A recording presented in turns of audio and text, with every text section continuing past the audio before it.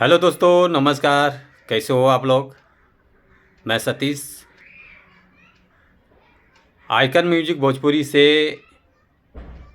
अरविंद अकेला कल्लू जी और शिल्पी राज जी का डुएट सॉन्ग रिलीज हुआ है।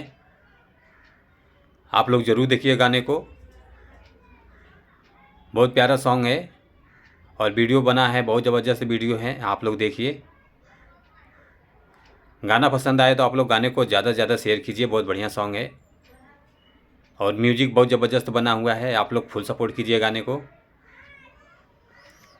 आप लोगों को बता दूँ, अरविंद अकेला कल्लू का जो गाना आज रिलीज हुआ है, बहुत बढ़िया सॉन्ग है और वीडियो भी बहुत ज़बरदस्त बना हुआ है। आप लोग फुल सपोर्ट कीजिए गाने को। और इसमें शिल्पी राज जी ने जो गाना गाया है, कमाल का सॉन्ग है। उनकी आवाज़ भी ज़बरदस्त है इस सॉन्ग में। आप लोग देखिए। प्लीज़ आप लोग गाने को ज़्यादा से ज़्यादा शेयर कीजिए।